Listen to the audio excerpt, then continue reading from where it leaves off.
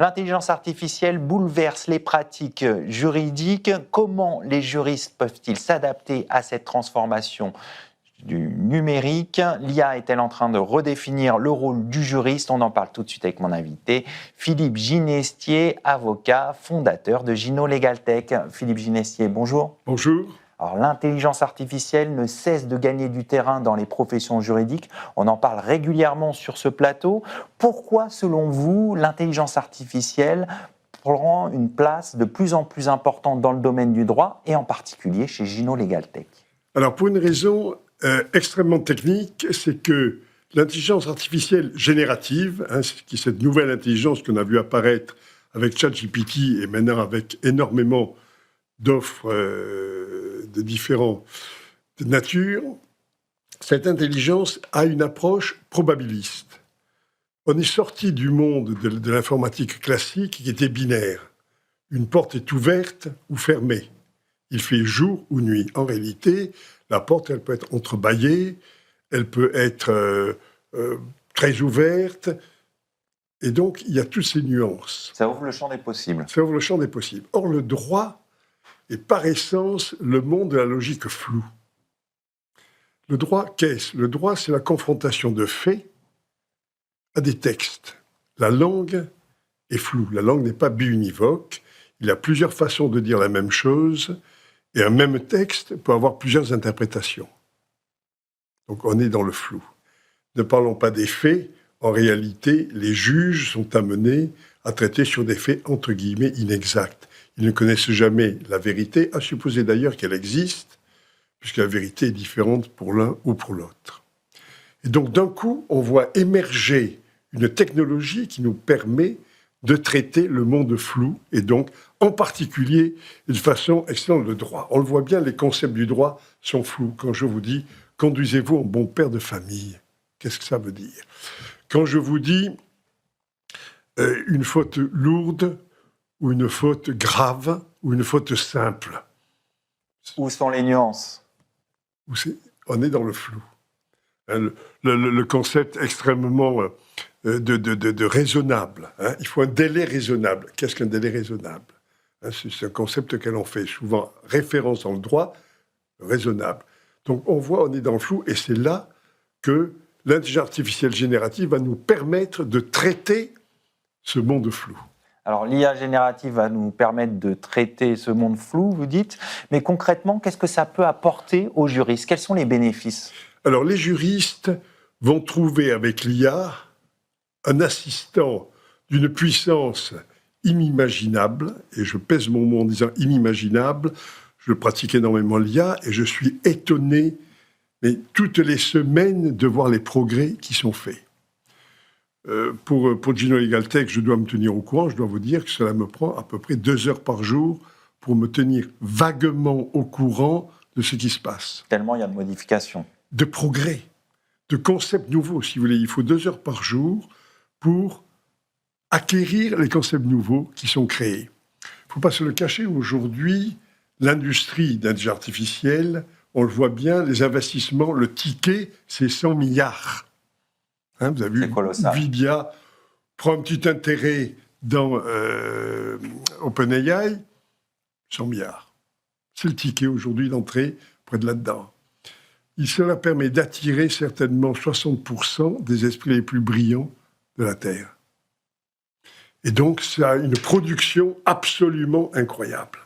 C'est ça qui est formidable. Alors, si on arrive au juriste, le juriste, il est passé, ça le permet de passer de l'info à la connaissance. Internet nous a amené l'information. Je cherche quelque chose, ça me donne une liste de sites où je vais trouver, en recherchant l'information. L'intelligence artificielle générative m'apporte la réponse, m'apporte la connaissance, m'apporte la synthèse des différents sites qui est allé consulter pour répondre à ma question. Elle va aider évidemment énormément dans les analyses.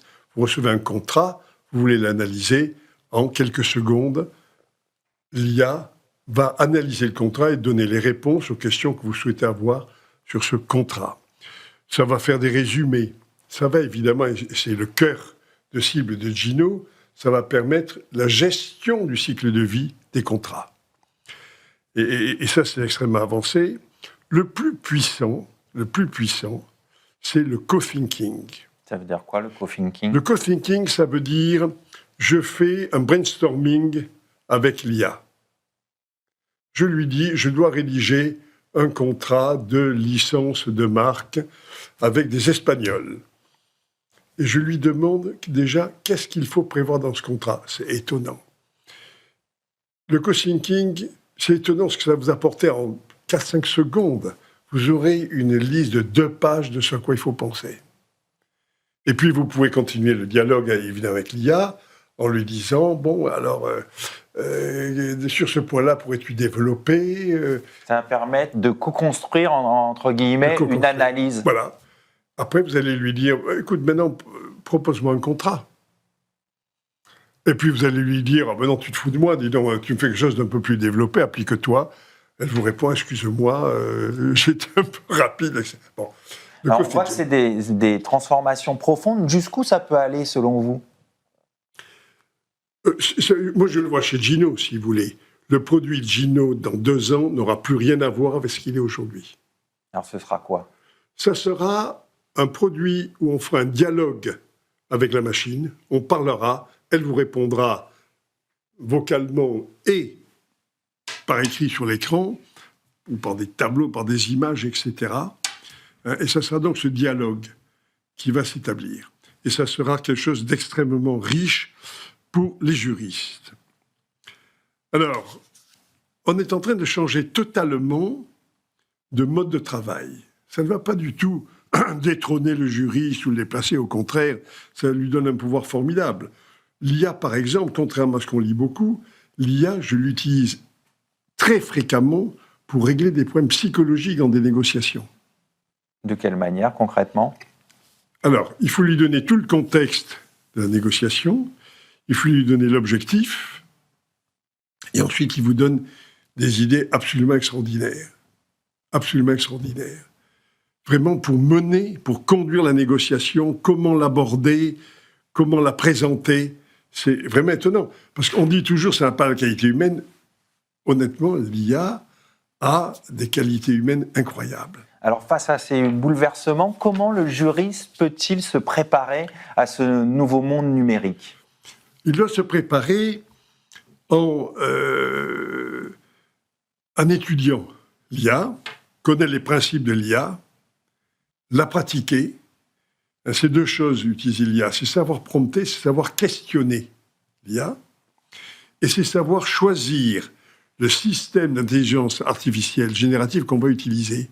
Car il y a une foultitude, et chacun a ses qualités, ses limites, et voire ses défauts. Et donc, il y a 2 connaissances à acquérir. Comment je pose mes questions, et 2, quel système je choisis. Pour terminer, est-ce que le juriste, dans ce monde que vous décrivez, il sera plus heureux, le juriste augmenté? Le juriste augmenté va être un juriste extrêmement heureux. Il ne grattera plus. Il ne passera pas des heures à rechercher une jurisprudence. Il va réfléchir davantage. Il va réfléchir à comment questionner. Et ça, c'est vraiment une technique et un art, car c'est ce qui va déterminer la qualité et la richesse de la réponse.